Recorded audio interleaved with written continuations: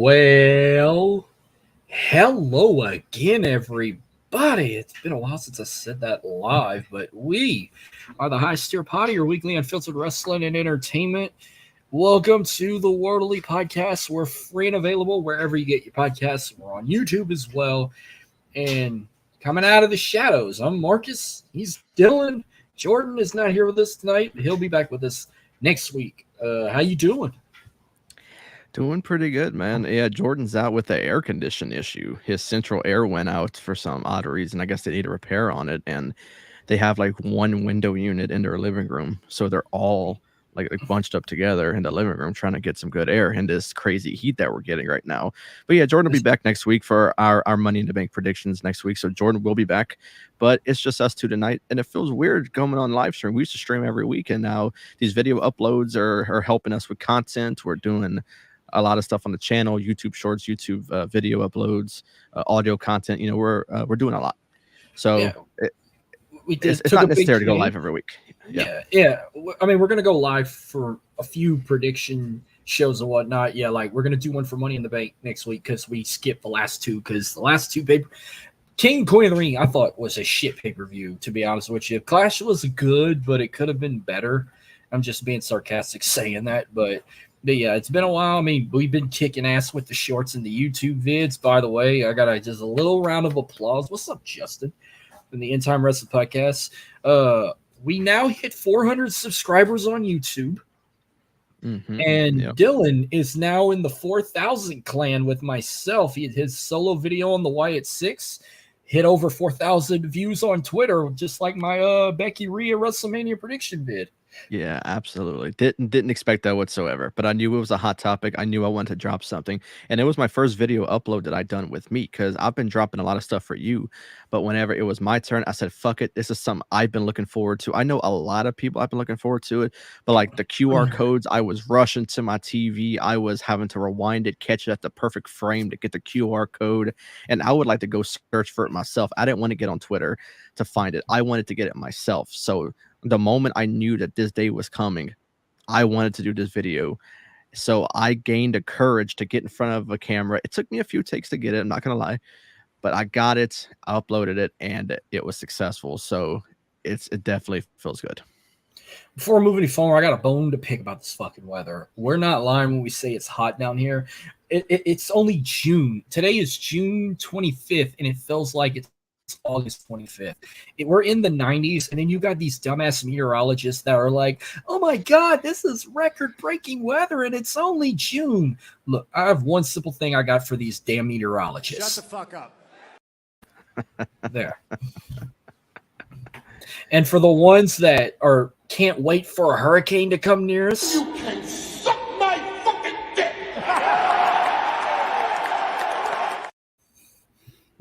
like, I'm sick of it. I'm sick of these stupid meteorologists on the Weather Channel.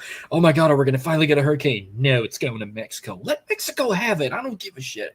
It's been 4 years and I'm still not recovered from this shit. I know. It's really bad, you know, for them to talk about a hurricane and stuff like that. Yeah, I don't wish that upon anybody, but I don't want it here. So if someone else is going to get it, you know, if that's the case. But like I said, I wish that nobody would get it. We've been through enough, and it's 4 years later. Mhm. Believe it or not, we're getting ready to finally demolish the Capital One Tower. Mm. So next time you drive through Lake Charles, you're never going to see the tallest building anymore. It's getting demolished in 2 months. Damn. So I know we're going to do our usual. We're going to talk the Meteor Awards, but real quick before we get to any of that, I got to ask a couple questions for you. First off, Mhm. since 2024, first off, I know we're damn near halfway mark. Do you feel like this year went by super fast or went pretty slow? The year goes by pretty much how every year goes by for me. I feel like January lasts forever, and then the rest of the months go by super, super fast. It's like January itself lasts like 3 months, and then February on to December goes by very, very quickly. So yeah, in a way, yeah, it has gone by very fast. Well, how's the year so far been to you? Uh, I mean, personally, there have been some challenges. A lot of people know, but yeah, I mean, aside from that, I can't complain. I mean, things are going well. I got nothing bad to say right now. Yeah, I mean, a couple slight bumps throughout the first half of the year, but mostly my year's been good. I mean, we just welcomed a new family member 2 days ago. I got my fourth godchild. My mom's sixth grandchild, my dad's ninth grandchild. I'm sorry, Hmm. eighth or ninth. I lost count with him, but. Mm. And then finally, yeah, I wanted to bring this up. I wanted to bring this up back when we sent our condolences to our friend Jody when she passed. But Mhm. we just had the loss of Sika Anawai, Roman Reigns' dad, that just broke out like not even 6 hours ago. But what was there like one celebrity death this year, the first half of the year that kind of had you like in an awe or still can't believe? Like last week we just lost Willie Mays, probably one of the best Mhm. players. Jerry West, the NBA logo guy, passed away 2 weeks ago. I mean, was there a celebrity death this year that happened that had you in shock or had you sad, or were you a fan of big that you lost? Hell, and yesterday we just lost the lead singer of Crazy Town. Yeah. He died yesterday Mhm. too. I didn't know about it until they talked about it this morning on Big Dog 106, and I'm like, oh my god, I didn't know he Yeah. died. I can't think of anything off the top of my head. I know the moment we get done talking about this, I'm gonna suddenly remember because I'll probably get on my phone and like I'll look up notable people who've passed already this year, and I'm just gonna like automatically interrupt you when we're not even talking about this no more and say, "Hey, this is the person I was thinking about." But no, I can't think off the top of my head about anybody right now. There's been a lot already, and it's sad that we're only Well, halfway through the year and we've already experienced a lot. well, mine it's still shocking, especially when I hear it on Saturday nights. Toby Keith's death shocked me the most. Yeah, yeah, that one. I mean, he was sick, but still, a legend like that, it's always very Yeah, shocking. I wanted to get your takes on him. I know we didn't talk about it back in February because it Mm, wasn't in my head to bring it up. But I mhm. was like, I wanted to get you and Jordan's take on Toby Keith. I'm sure you guys are fans of him. Oh, of course. Yeah, Toby was a legend. I mean, country music legend, and Finally in the Hall of uh, Fame. finally, and yeah, like I said, he was sick for a while. I know he was. He appearance wise changed, got a lot skinnier. I know he was very, very sick. So, uh, but I mean, he's at peace now. So I mean, that's the good thing to take away from it. The only thing that's sad that he won't be able to live to watch his Oklahoma Sooners finally come into the greatest conference in college sports, the SEC. Right. Unfortunately, Exactly. I don't see it being successful for them. I think Texas will probably have a better first year than them. And I've always called them Texas and Oklahoma. So Yeah. we'll go ahead and I'm gonna let you take over the mid-year awards. I'll take over the predictions for Forbidden Door, and then we're gonna talk about some other extra stuff like Indianapolis. I wanted to throw a quick reaction on the Wyatt Six debut from that Mega Week we had last week. We'll get to later, but we'll go ahead. I'll hand it off to you. We could go ahead and get the mid-year award underway. All right. So yeah, Jordan sent me his list as well. Like I was telling you earlier, I kind of randomized it, but I wanted to make sure that either the male or female superstar of the year was one that kicked off. And We're gonna start off with the female superstar of the year. I'll read Jordan's first. I'll get. Do you want to go next? You want or want me to go after him? I'll go last like always. Okay. So me and Jordan have the same female of the year. We have Rhea Ripley. You know, I feel like if it wasn't for the injury, that she would still be women's world champion right now. It wouldn't have been Becky or even Liv. Even though I feel like Liv is doing well right now. Very critical for a lot of people. That's what I hate about being a wrestling fan is other wrestling fans on the internet. They're comparing what Liv's doing to the allegations against Vince McMahon. And of course, they're turning the fun stuff into stuff that's not very fun. And I think that's pretty ridiculous. But yeah, Rhea for me is the female superstar of the year. Like I said, the injury bug got her, and if it wasn't for that, she'd still be killing it right now, I think. Yeah. And you said Jordan also picked Rhea? Yeah. See, this one was tough for me. I'll go ahead and say Rhea myself, but I was stuck with 3 women. I was stuck with her, I was stuck with Jordan Grace, and I was stuck with Roxanne Perez. Yeah. That's like, but I'm going to just say, I'm going to jump on mommy's train and say Rhea Ripley as well. Yeah. All right. Then we get to the champion of the year so far. A lot of good champions. Jordan went with somebody who I was kind of in question of, but of course he would probably have a good reason for putting her. He put Bayley as his champion so far of the year. Winning it at Mania, hasn't carried it very long. I guess Jordan, like I said, Jordan has his reasons for it, so I'm not going to question it. Even though he's not champion no more, I'm going Gunther. Gunther is one that made that title relevant. And now at SummerSlam, I think he's should win it all. Should win the big one. He's getting his title shot for winning King of the Ring. But Gunther, like I said, made that title relevant. They didn't even recognize the Intercontinental title at sometimes during the pandemic, before the pandemic. And now Gunther wins it. And it's sometimes looked at as the top tier title of Monday Night Raw. So that's why I think Gunther is champion of the year. See, this one was another hard one for me because like I had 3 more for this one. First I had Seth Rollins. Second I had Trick Williams.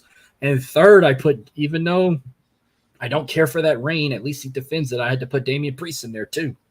So that's hard to put. So I might just say Seth Rollins because now that he's already back, we thought he was going to be gone for a while. He's already back in that title hunt and could become supposedly the first 2-time World Heavyweight Champion since they revived it. Right. All right. Then we get to our next award, which is, okay, people get this one confused sometimes. I explained it last year because we have debut and we have return of the year. Now, return is return from injury, returning to a company they were with before. Because I know we got that mixed up when Cody came back when he debuted from AEW at WrestleMania. I counted that as a return because he was with the company already. That's what I look at. For a debut, I look at someone who's going to a company for the first time, who's doing something. So we have debut of the year. And in Jordan's debut, and I know you have a video for it. If you just want to play his video before I say it. Just say the magic words. Just say his name and he appears. Yeah. His debut of the year is Joe Hendry. I believe in Joe Hendry. It happened last year. Last week. My bad. Last week on NXT. And it is the most liked video on social media. And that even goes past the Wyatt 6 video. Exactly. I was going to say that it passed the Wyatt 6 appearance. Or you could say the debut of the Wyatt, even though we've seen Uncle Howdy before, but you're talking about the debut of like the other characters. But you could kind of say the debut of the faction. Yeah, and that's his debut. My debut is someone that I feel like was the first one to knock that forbidden door down, and that's Jordan Grace at the Royal Rumble. I feel like her debut was one that wasn't. It was not talked about leading up to the Rumble. It was very surprising. Something I love about the Royal Rumble. I love surprises going into the Rumble. I hate when shit's spoiled for me. So Jordan Grace in the Rumble is the debut for me because I got stuff to say when we get to the return, which is going to clear up some confusion. But Jordan Grace, man, she did it, and that's what's leading for guys like a Frankie Kazarian, like Joe Hendry, all them to go. I believe in Joe Hendry. Okay, I'm not saying his name no more. Well, but that leads for people like that to go into NXT, for Tatum Paxley to go compete at TNA, and I feel like she's not going to be the last name we see over there. You know, it's awesome. It's like a worlds collide thing, and it's really cool to see. There are rumors that they are going to bring back Worlds Collide. It's supposed to be NXT versus TNA, which would be cool to see. Yeah, I thought I was going to be the only one saying that, but I agree with Jordan. Best debut I thought was Joe Hendry too. I believe in Joe Hendry. We're going to lose a lot of fucking viewers. Probably so. More than likely, yeah. Now, that was, I mean, I think if we didn't have that debut, then I would have probably said the Wyatt Six, or I even would have said Jacob Fatu. Yeah. Or Tama Tonga, whatever. One of the other. Those were all good too. Exactly. Yeah. All right. So then we get to the next award, and that is the best tag team of the year. I feel like this was not the year for the tag teams so far. Kind of a rough year so far. I know AEW, you got like the Bucks, you got FTR that are mainly carrying that division, even though the Bucks, I don't care for the gimmick, and I don't really watch AEW as a whole. But Jordan and I agree on the same one, and I'm kind of going Freebird rules here. I'm going Judgment Day because I think Finn Balor teaming up with everybody in the tag team. He just won the titles last night with JD McDonough. I feel like Judgment Day is the tag team that's carrying the WWE right now, and they've been carrying it for quite a while. For a while, the Usos were the team that were carrying it. Then you had Kevin Owens and Sami Zayn, who finally dethroned them. And I feel like now the Judgment Day, and a lot of people, they wondered what this team would look like when Edge was gone, when they kicked him out, and they didn't think it would last very long. But now they are carrying the tag team division, in my opinion.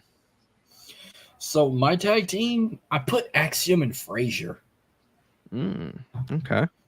Because they've doubted me every time. When I never gave them a chance when I saw they won the tag titles from Braun Breaker and damn Baron Corbin, which I almost put them. But then I'm like, every time I picked against these two, they win. So they doubted me wrong. And I'm like, okay, well, I'm going to give you guys a tag team of the mid-year so far. Okay. All right. So then we get to and I had to clear it up because I know that AEW doesn't like the PLE name. So I did the pay-per-view / PLE of the year. So if it's one from AEW, if it's one from WWE, Jordan puts night 2 of WrestleMania as his as his PLE of the year. If you can just say WrestleMania, I mean it's the same show, just don't matter what night. Or WrestleMania. And me, the crowd got me. I think the crowd got me for this one. I'm going Backlash. I'm gonna have to say did it for me. I'm gonna have to also say WrestleMania, especially night 2, night 1. Yeah. I mean, night 1 started slow, but it got better. But it's like night 2 was the same. Night 2 started hot, got a little slow, and it got better, especially towards the end. Now, I want to throw this as a bonus award. Now, if you want to talk, we could put the American fans aside because fuck them, they suck. But if we gave a special honorary award for the most international fan base of the year, would you give it to France, Saudi Arabia, or Scotland? Damn. I would take Saudi out of it. I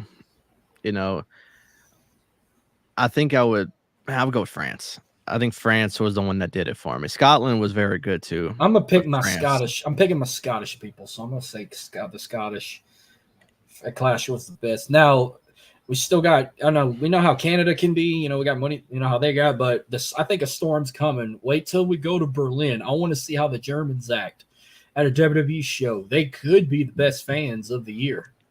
We'll Yeah, it's see. gonna be great. It is. It's gonna be really good. That's another PLE I'm looking forward to is Bash in Berlin. But yeah, France was very good. But Scotland was very good too. Don't get me wrong. But that France crowd was I'll great. give. And I hate to see how criticized they were of the France crowd saying they basically hijacked the show. I didn't like that. I'll give it to them. They are the reason why they brought the Fireflies to Jey Uso's entrance. I love that.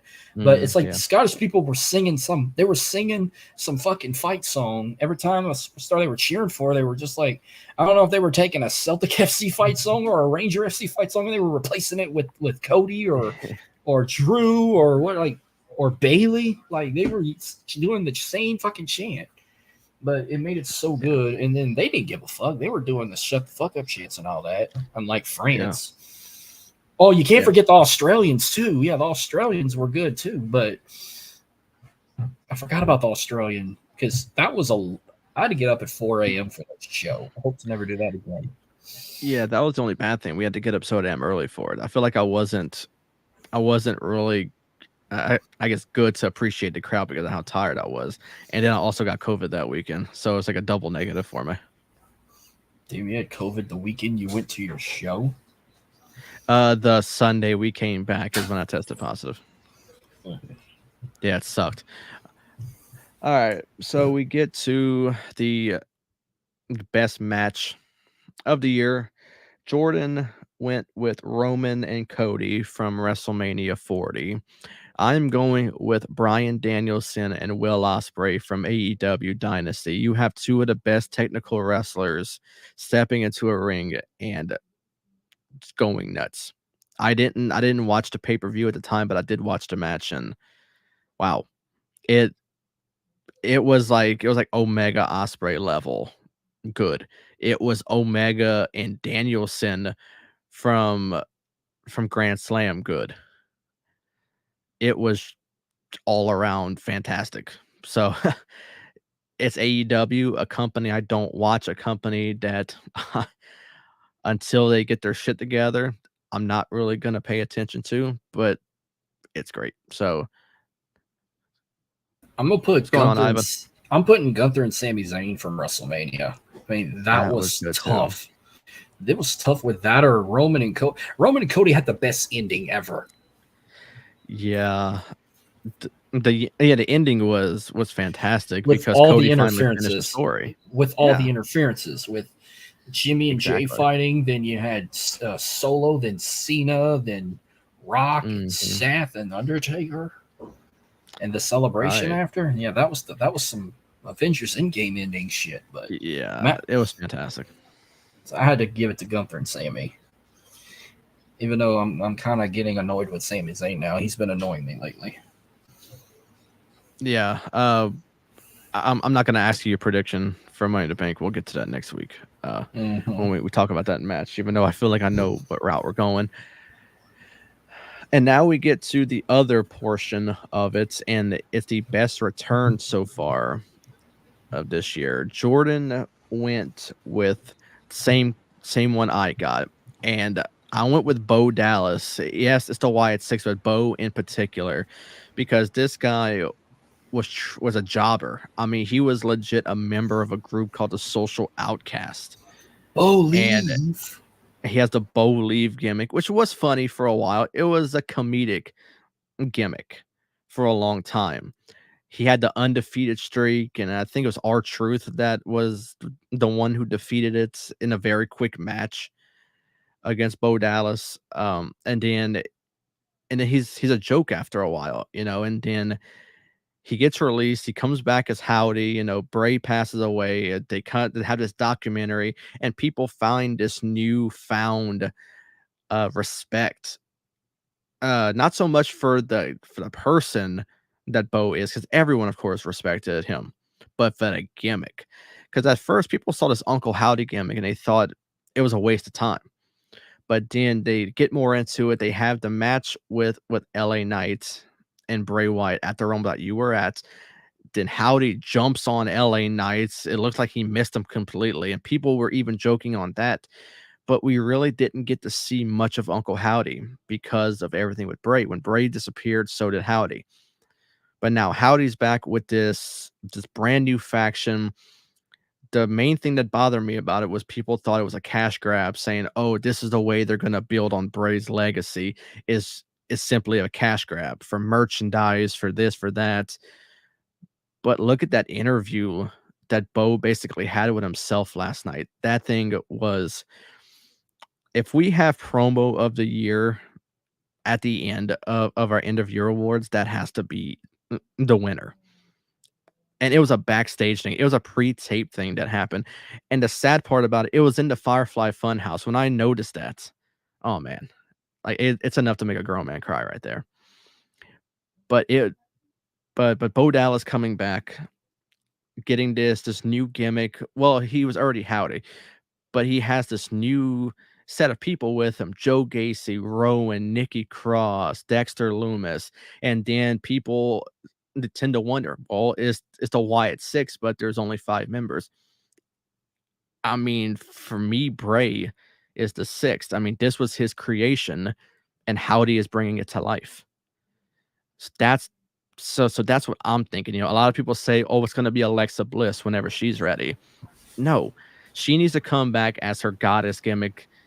It was nice seeing her and Bray work together, but I feel like she turned on Bray. She turned on The Fiend.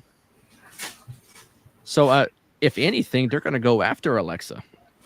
She turned on The Fiend at WrestleMania when he lost to Orton. So, if anything, I mean, don't align yourself with them. They're going to go after her. But I think the 6 members Bray. But yeah, Bo coming back, I think, so far, and creating this new gimmick that he's honoring his brother with is fantastic. So my return was The Rock.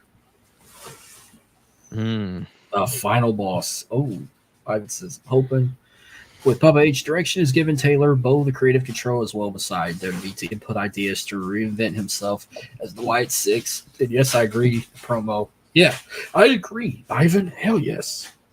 Exactly. Yep. Yeah, good thinking. Absolutely. Yeah, no, my return was The Rock.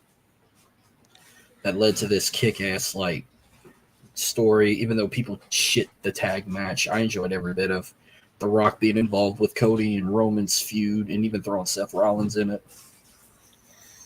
Yeah, and then I kind of jumped the gun on the overlay, but yeah, best rivalry is our next topic we're bringing up. Jordan and I once again have the same one. So far, even though they haven't even wrestled each other yet, I feel that's like once mine that too. happens, it's gonna be fantastic. Throw my name in it too. CM Punk is great. I love the promos.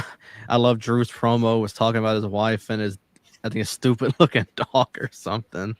Larry. It was good. But yeah, once they finally wrestle, it's gonna be great. I think CM Punk is gonna be medically cleared soon, if not already. And I think SummerSlam's the best place to do it is this match at SummerSlam. Well, the way it's going now, we're probably going to get it at SummerSlam. I was hoping that they could stretch it all the way to WrestleMania, but it is what it is. Everyone's too impatient. They want to get it at SummerSlam. So with Drew not winning the title, you might as well do it at SummerSlam. Exactly. All right, and then we get to our second to last award, and we did female superstar of the year already. So now let's jump to our male superstar of the year. Once again, Jordan and I are on the same boat with this one, and we're going with the man who finished his story, and that's Cody Rhodes. Same here. It's obvious. I mean, yes, a lot of people are critical of his reign. I don't blame them, but it's also not his fault. I think SmackDown's the B show, and if he was on Raw, I feel like maybe his reign would be looked at a little bit better. But he's having a great feud right now with AJ. He just had his I Quit match. He just had another match before that. It's great. So, I mean, I'm not critical of his reign. He just won at Mania. He's had a few good defenses. Give it time. I mean, people are too quick to jump the gun and say something's bad. So that's my advice: is just give it time. Yeah, I mean, he's about to go into a feud with Solo Sikoa. So what I Hmm. think is, they already announced Money in the Bank. It's going to be a 6-man tag, and Hmm. after that, I think by then it'll be Cody and Solo 1-on-1 at SummerSlam. Now, that don't mean we're going to get the return of Roman. I still don't think he comes back at SummerSlam. I think he comes back later in the year. I mean, if it's up to me, I think you bring him back at SummerSlam. It's not going to be at Money in the Bank. I think he's enjoying his time off. But when he comes back, I think that he's going to be looked at as one of the biggest baby faces along with Cody. Because now Solo is the one saying that Roman's not coming back. He's formed his own bloodline along with Tama Tonga, Oh, it's Tongaloa, and Jacob Fatu. his bloodline sucks ass. I'm hoping that Jacob Yeah. Fatu makes it better. And look, I need to get something off my chest about this. I hate to be this kind of guy, but I'm sorry if people get offended when I say this. But if we're gonna do, everybody wants this bloodline civil war to be in war games, and I said the same thing. You said the same thing, but it's like who they're gonna fill the voids in to be on both sides, like.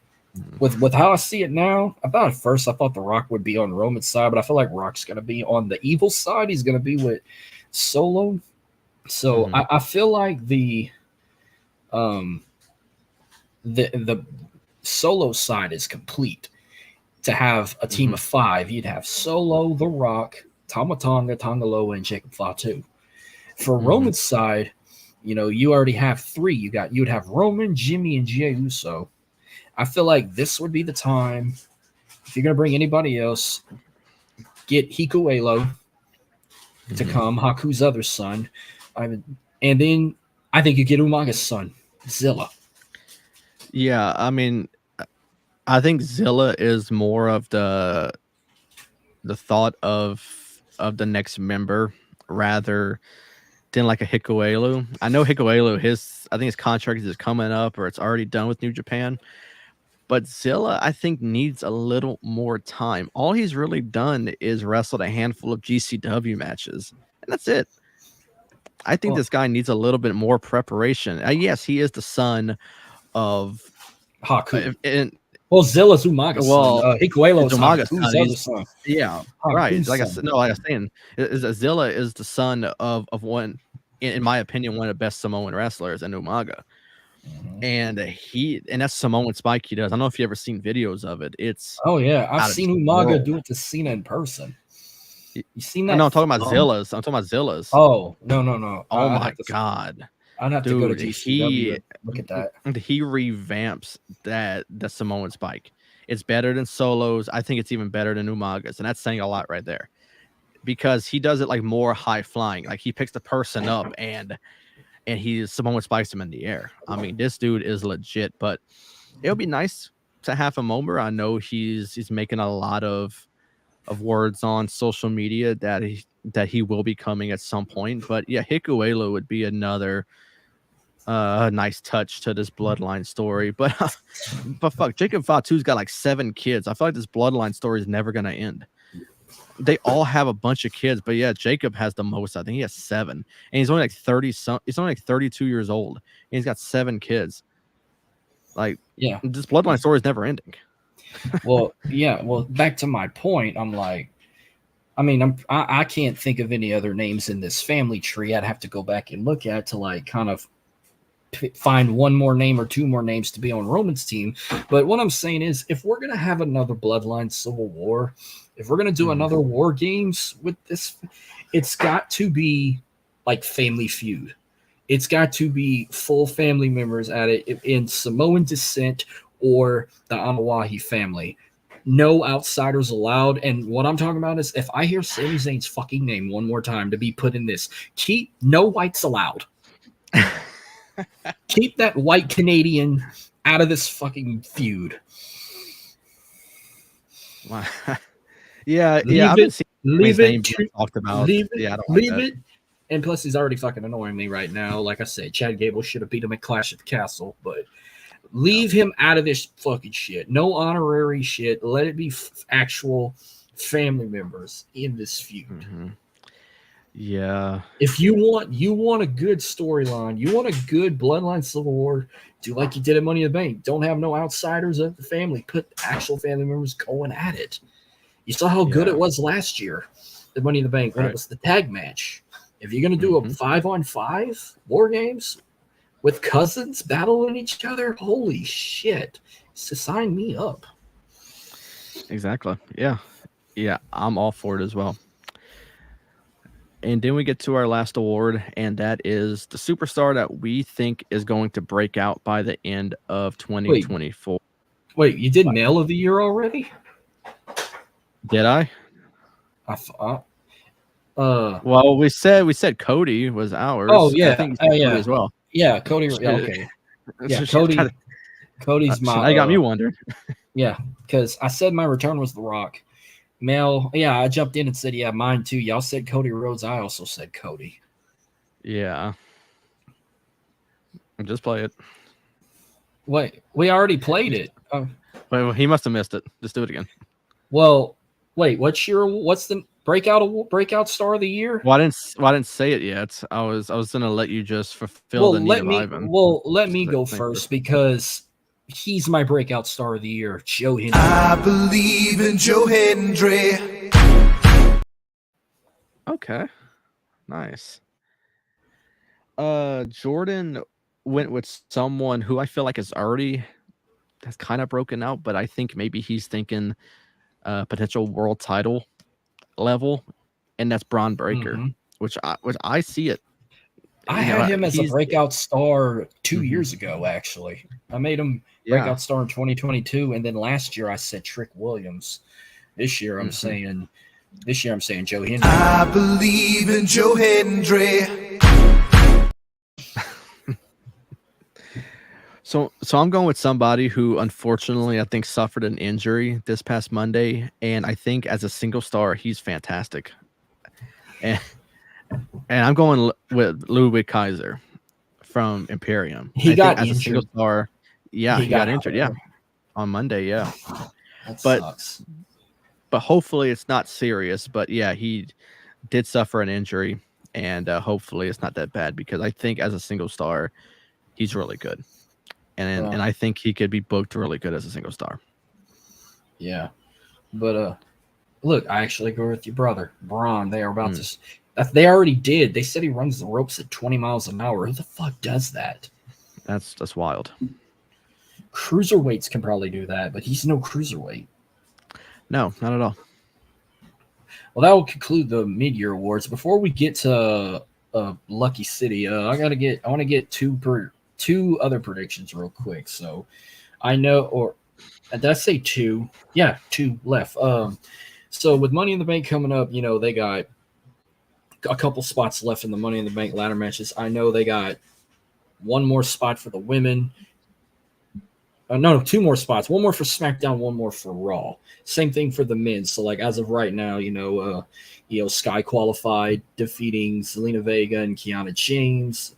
Chelsea Green qualified, beating Bianca Belair and Michin. Lyra Valkyria qualified, beating Shayna Baszler and Kairi Sane. And was it Naomi? Naomi qualified, beating Blair Davenport and Indy Hartwell? I think it was Naomi. I think so. So there's two spots left in the women on SmackDown, which by the way, it's going to culminate in MSG. So SmackDown is going to be huge. They got Candice LeRae, Jade Cargill, and Tiffany Stratton. Who's the final woman to qualify for SmackDown? I'm saying Tiffany Stratton. I mean, it's got to be Tiffany, but something tells me they're going to put something on Jade to win it. I think the only way Jade loses is if someone screws her out of it. She's looked at as a star, but I don't think she wrestles like a star. I mean, it was a rough showing on the last show. Like it was a botch fest for her. I mean, like I said, she has the look. She just doesn't have the wrestling ability, in my opinion. So I think Tiffany should win, but I'm just worried, and I feel like they're gonna put it on Jade. Yeah, and then for the final one for Raw for the women, you got Zoe Stark, Dakota Kai, and Ivy Nile. I'm gonna go with Dakota. Thanks for I showing it. really want Dakota in it, but I wouldn't be surprised if Zoe Stark gets in. But might see. Hope not. So for the men, we already know Jey Uso qualified, and he's a heavy favorite. He's on the poster, by the way. He beat Rey Mysterio and Finn Balor. Carmelo Hayes qualified, defeating Tama Tonga and Randy Orton. Andrade qualified, beating Kevin Owens and Grayson Waller. And Chad Gable, Rise from the Dead, qualified, beating Braun Strowman and Bronson Reed. So you got 2 spots left. I think I know where this one's going, but who would qualify out of this one for SmackDown? LA Knight, Logan Paul, or Santos Escobar? I would go LA Knight. I think it's going to be Santos because Logan and LA Knight are going to probably just beat the hell out of each other until one of them gets knocked out, and then Santos is going to take the pin. Yeah. And then I think I know where this one's going, but it sucks because they all 3 deserve to be in it. But we got Sheamus, Drew McIntyre, and Ilya Dragunov in the final one for Raw. Damn. That's tough, man. How do you even put those 3 in there? I would not mind Ilya, but I'm only gonna pick Drew because I feel like Punk's gonna cost him again. Yeah.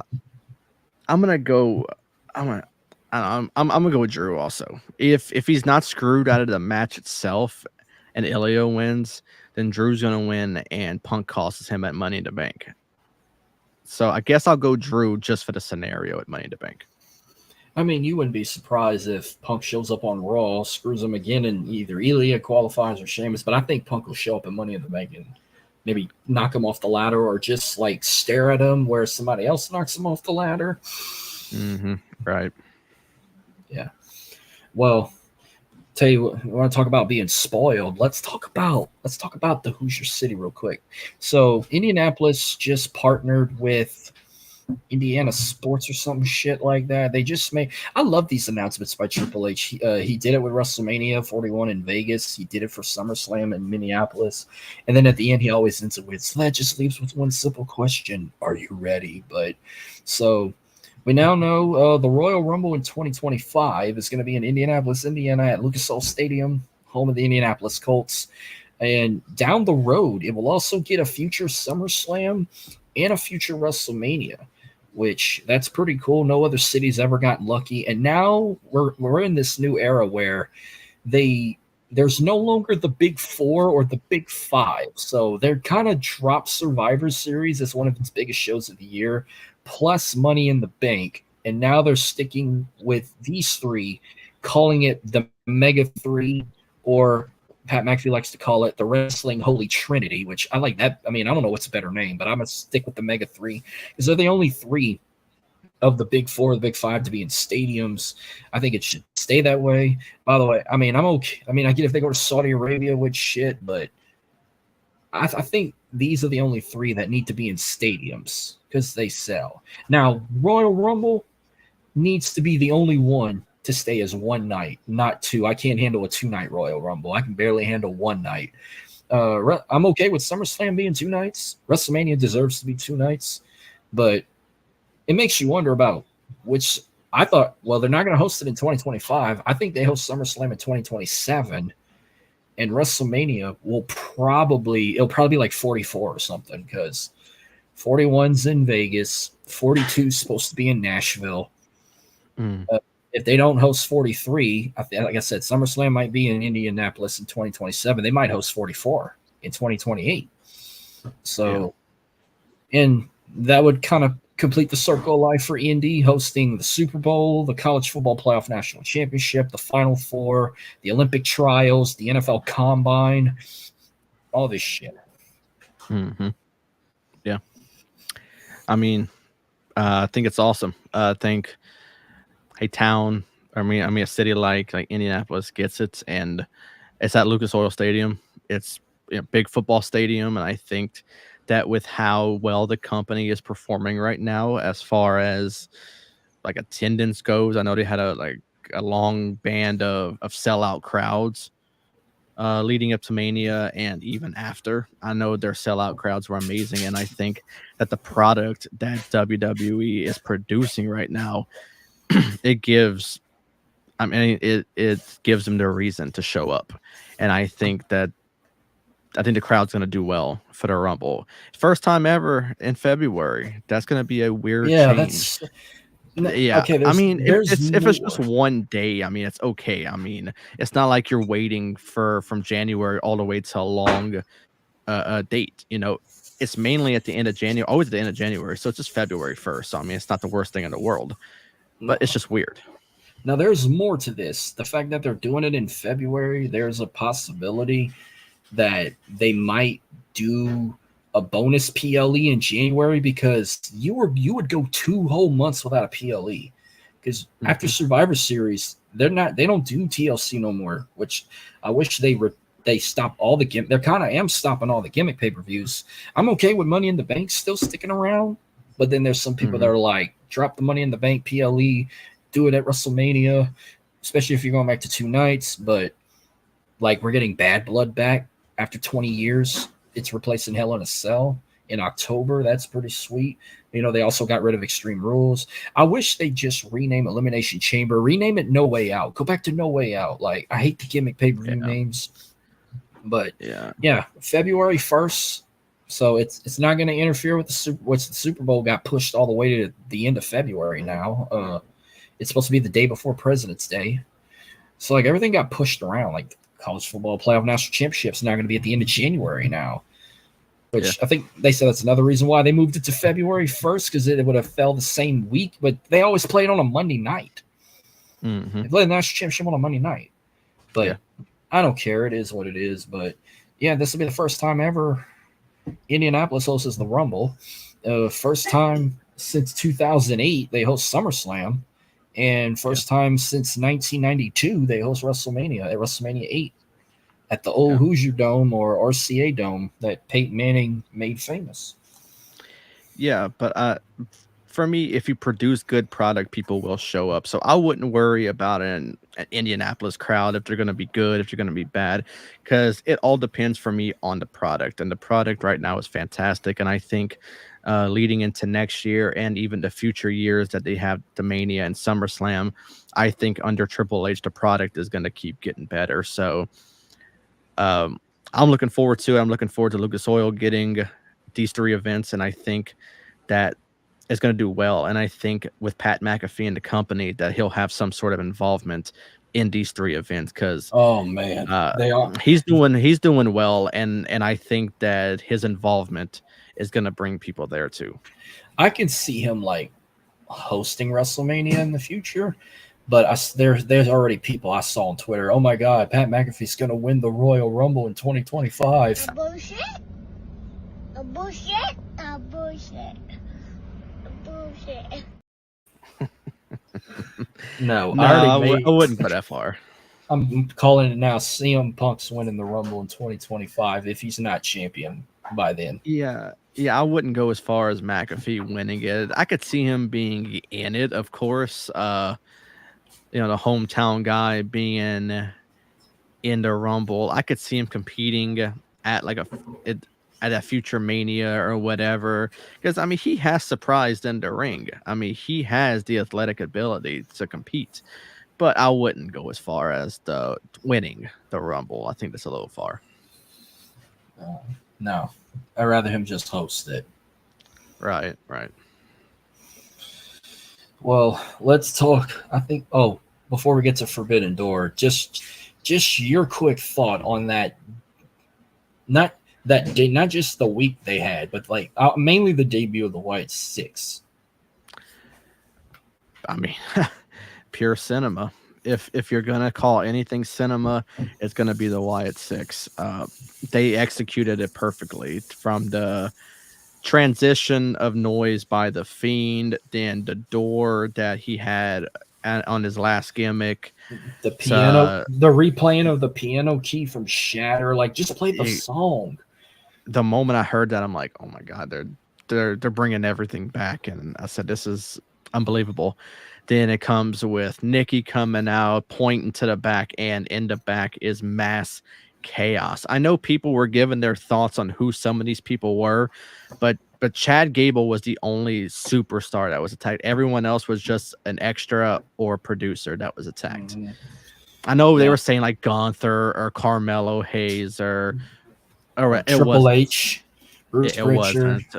Which it would have been cool if it was them. I'm not gonna lie, but Oh wait, I hate to cut you off, Mm. but look who just tuned in.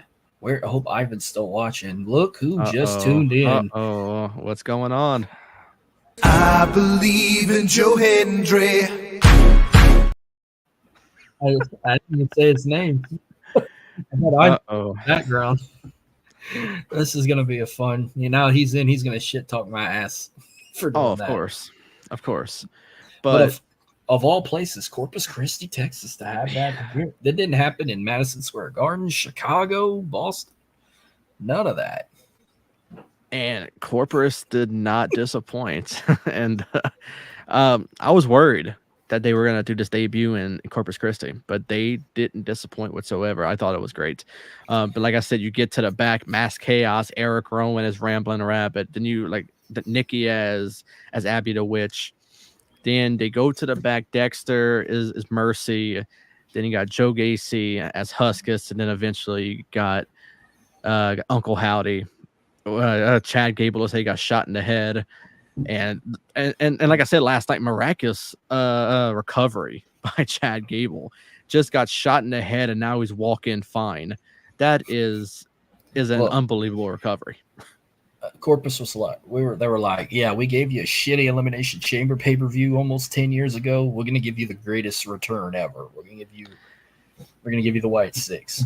But it was cinema. Cinema is, if you look up cinema in the dictionary, the Wyatt Six is the picture they show for it. It was fantastic. Oh, he's showing us some love. Damn, Tip, I thought I was gonna have to give you that hawk tool or something. Dude, spit on that thing. You get me? I'm gonna come.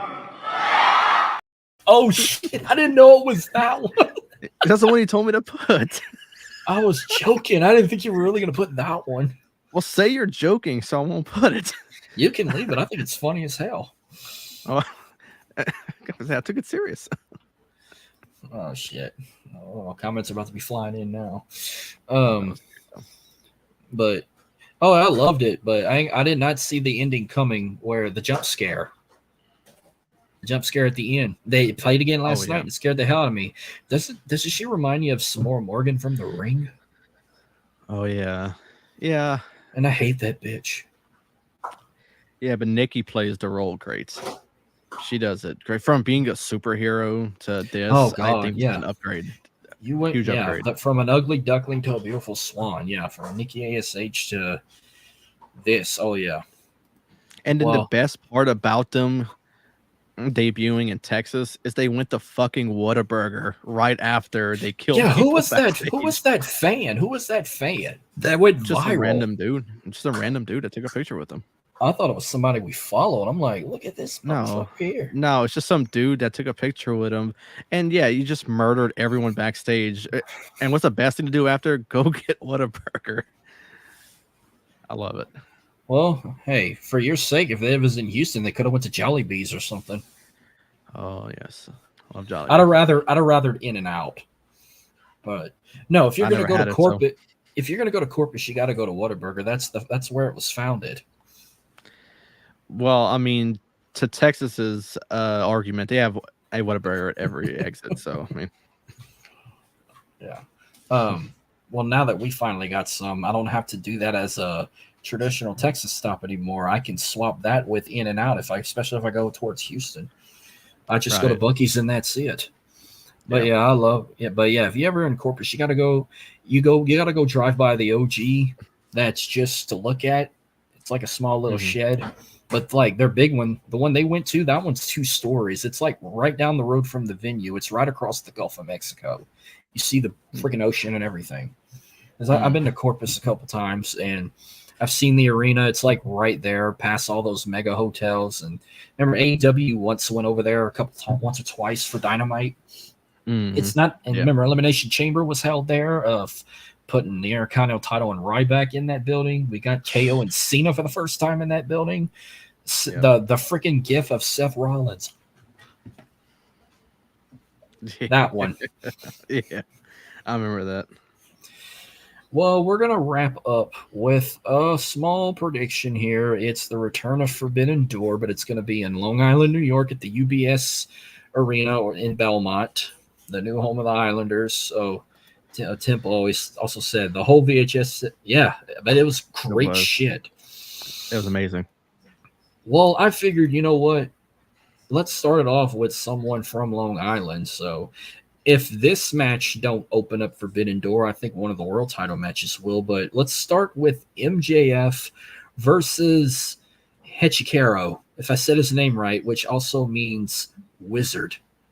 So, was the Wizard King Hechikero taking on MJF, which I don't know nothing about him, but I heard a lot of good shit about him. So, yeah, Jordan's gonna comment his picks, which he already just did, and I am going along with him. I'm going with MJF as well. Yeah, I think he already the last time they were in Long Island, he lost. I don't think he's going to lose back-to-back pay-per-views in his hometown. So no, but if that don't open up Forbidden Door, then I think this match will. We got Jon Moxley taking on Tetsuya Naito for the IWGP World Heavyweight Championship, and Naito just recently tweeted that he was going to put his G1 Climax spot on the line if he don't win the title. Man, call me crazy. I'm going Mox. I think Mox retains. I said we did these on Outrage Control on Sunday. I'm going with Tetsuya Naito to win the title. Mm-hmm. All right, then we're gonna. Why is this match even on here? We got a sick trios match because obviously we can't say 6-man tag. We got the Learning Tree, Chris Jericho, the Redwood, Big Bill, and the Bad Apple, Brian Keith, taking on Samoa Joe, Hook, and Katsuyori Shibata. I swear to God, if you watched Outrage Control, then you knew who my pick was. But go ahead, Dylan. Mm-hmm. Yeah, I'm gonna go with Samoa Joe, Hook, and Shibata to win. I can't stand Chris Jericho. Why is he wearing wrestling tights? He needs to go back to wearing pants. Yeah, it's an awful look for someone his and not saying his age, but someone with his body shape. It's not for him. I said on Outrage Control, I said Joe, Hook. He said Hook and them. I said, I swear to God, if Joe, Hook, and Shibata don't win this match, I said I was gonna drop kick or roundhouse kick somebody in the face on live stream. Oh shit!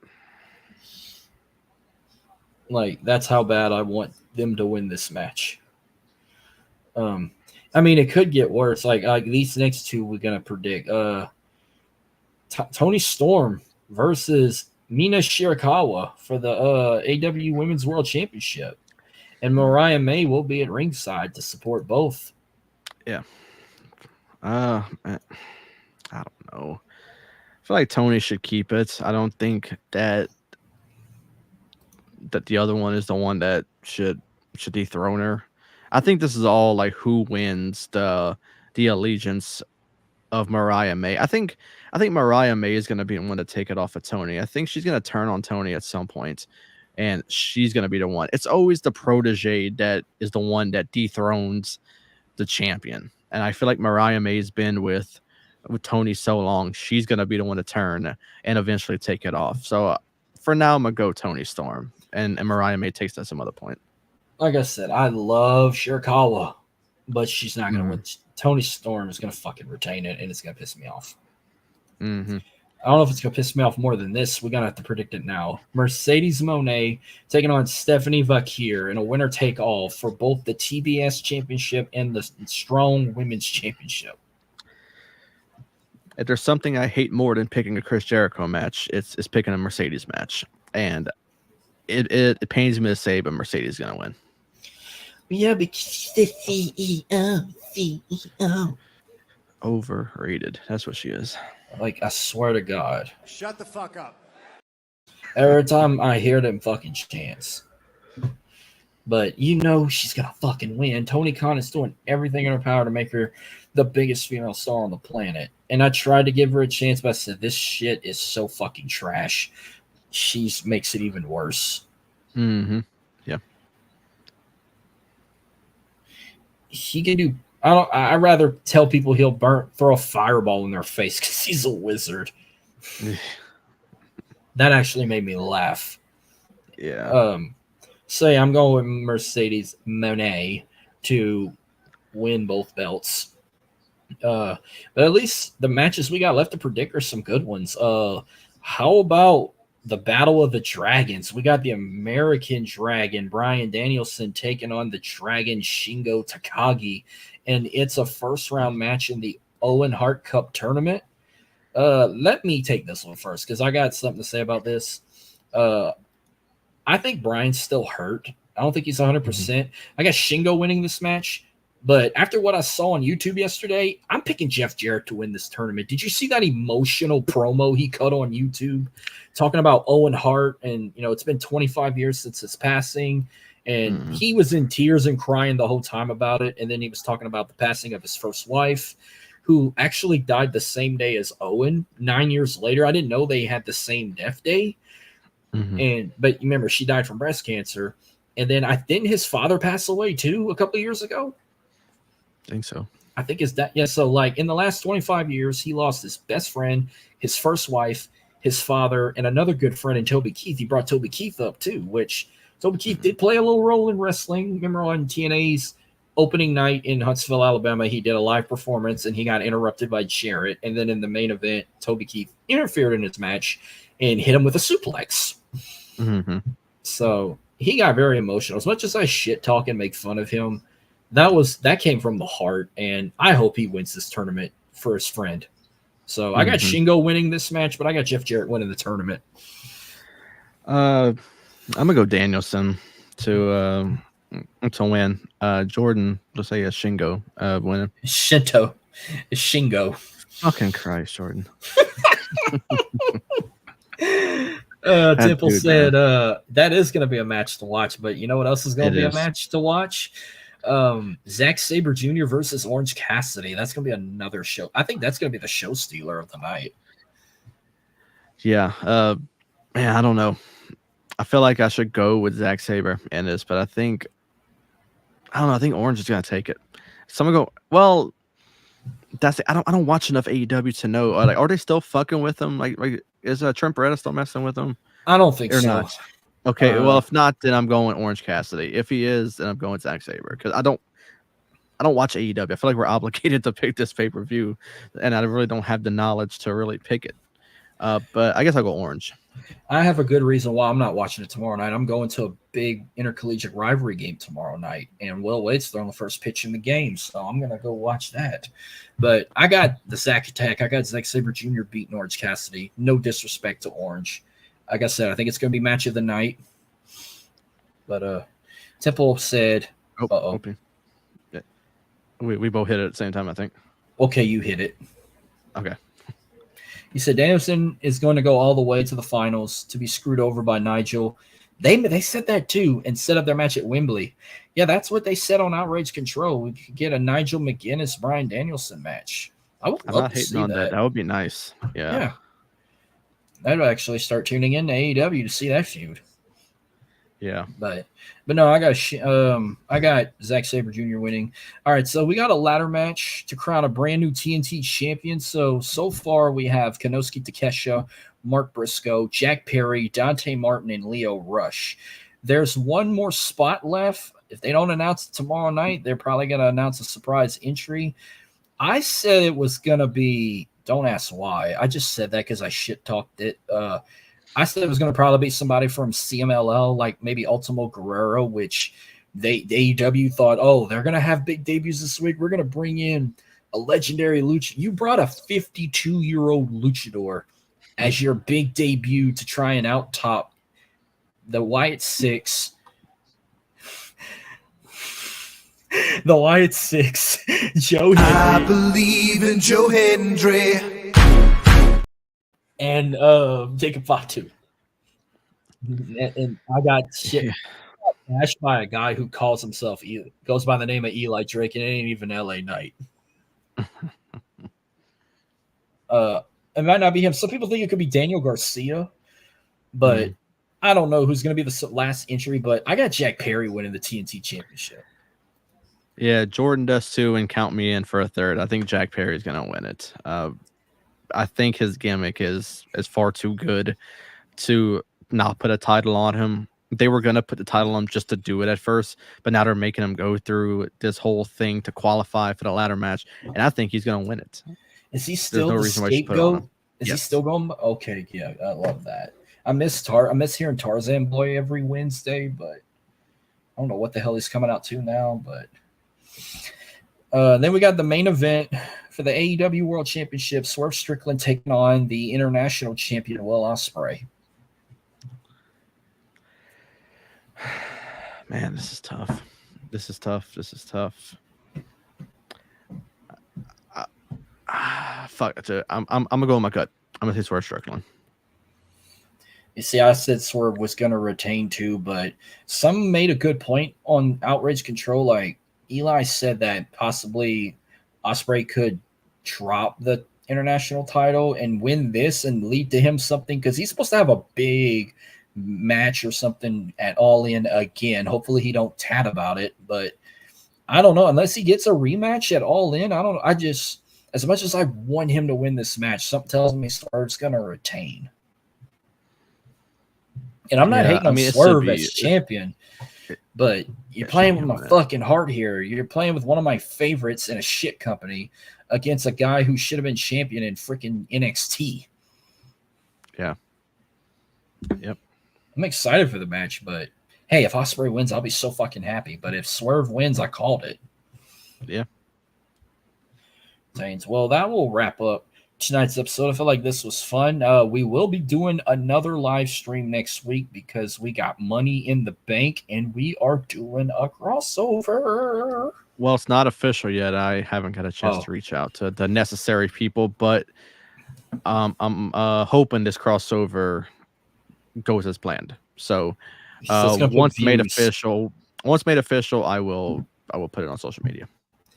Well, the only other announcement I could say is tune in this Thursday. I got another audio episode dropping on all audio platforms. I did Money in the Bank 2011 with Tino from Tino's Time. It will drop this Thursday, June 27th. Next week, since it's 4th of July, I'm going to do a tradition like always. I'm doing a Great American Bash review. I'm doing Great American Bash 05 with Justin from the In Time Wrestling Podcast. That will drop on the 4th of July. And then after that, I'm going to drop it on a special day, but for the first time ever, I am going to do my first TNA nostalgia with Graydon from the Ben Buster Boys. We're going to do Victory Road 2008, especially since I went to that pay-per-view, my first TNA show. We're going to do it. We're going to drop it on 713 Day because I was there in Houston on 713 Day in 2008, which is, it's one of those, it's our area code holiday. Like our area code's 713, and when it's July 3rd, that's like Star Wars Day in New Orleans. We're like, happy 504 Day, or like for Baton Rouge, February 25th, happy 225 Day, or Cinco de Mayo for Miami, happy 305 Day, or whatever other area codes you know. 318, I think that's New York. So day after St. Patrick's Day, that's New York's holiday and all that shit. 212, I think that's LA. February 12th. No, 212 is New York, I think. I mixed that shit up. I have to watch Soul Plane again to see that line. But yeah, and then after that, 212 area code is New York City, by the way. 318 must be Los Angeles then. So after the TNA review, I might be doing Fully Loaded 99 with Justin because I'm going to come to 25 years. I ordered my very first WWF pay-per-view on television. And then after that, the next 5 weeks, it's another season of The Boys of SummerSlam. I got 5 SummerSlam episodes lined up. I'm going to start in mid-July, and it's going to culminate till August, like even after SummerSlam, the actual PLE, like it's gonna go till I think the second week of August. Mm-hmm. I got a lot of good nostalgia shit coming soon. Mm-hmm. Yeah. And then I know, aren't y'all supposed to be doing World Elite Showdown? We kind of pushed that back with the announcement of my audio show coming back next month. Oh yeah, you're bringing back Uncut Conversations. Who Yeah. you bringing back for your return? Who you bringing on for your return episode? Return's gonna be just me, but I'll start bringing people on as the time goes on. Just kind of giving a spoiler for anyone who has listened to the first 2 episodes that this episode on July 26th is the return. It's mainly just going to be an update as to where I've been, why I randomly put the show on hiatus after 2 episodes. I know a lot of people's been asking where the show went, and I think I owe a lot of people an explanation as to where it went. So honestly, can't wait to bring it back. I've been hyping it up the last few days, and it's going to be a blast. And I don't plan on pulling the plug on it again. I want to keep it consistent, and I think it's gonna be a great time. I do plan on I do plan on bringing people on, interviewing them, and stuff like that too. Yeah, because you did 2 episodes. You did your debut episode on your dad, and your second episode you did one on your wife's grandpa. And I remember when I listened to it, you kept talking about Chinese food, and then I was just like, I'm fucking going to eat Chinese. Oh yeah, that was me and my wife's first date, and oh yeah, it was great. At King Buffet, or y'all went to a different place? We for our first date we went to Peking and Eunice. Oh, see, because you kept talking about King Buffet here where I live. That was where we used to go eat with Cheyenne's grandpa because he loved it over there. Look, I would go to like 4 places. I'd go to like G-Walk, I'd go to King Buffet, or I'd go to Tokyo, or I'd go to Kyoto's, which that's Japanese, not Chinese. Yeah. Or I would go, fuck LA Star. Fuck that place. That place sucks ass. There was another fucking place. Oh, I'd go to General Lotus in the mall. Oh, yeah. That was the only Chinese, Asian places I would eat. I've been to the Mongolian hot pot in Houston. That place is fucking awesome. That's the first time I ever ate lamb. Nice. Well, that's gonna wrap up this live stream. You see our handles right below our names, where you can find us on Twitter. Follow the podcast on Twitter at Orderly Pod. Subscribe to us on YouTube. Follow us on Facebook. Follow us on TikTok. Follow us on Instagram. And to watch all our shorts and YouTubes or live streams anytime on demand. We're also affiliates with WWE Shop. We don't have the QR code up, but if you ever go watch any of our previous episodes, scan that QR code. You'll be helping us, and we'll be helping y'all. Our proud sponsors, 80s Tees. Go to 80stees.com. Use the promo code WordElite to get 30% off. And we're also affiliates with Rogue Energy. Go to rogueenergy.com. Use our code WordElite to get 10% off. Yep. I got all that down. Any last thoughts? Nope. This was fun. Looking forward to next week. Hopefully we can make the crossover happen that we have planned. I'll reach out very soon to the necessary people, and hopefully we can make it happen. But looking forward to next week. It's gonna be fun talking some Money in the Bank and predicting some more matches. Hell yeah. Well, thank y'all for tuning in, and we will catch y'all next week. Y'all have a good night. Deuces.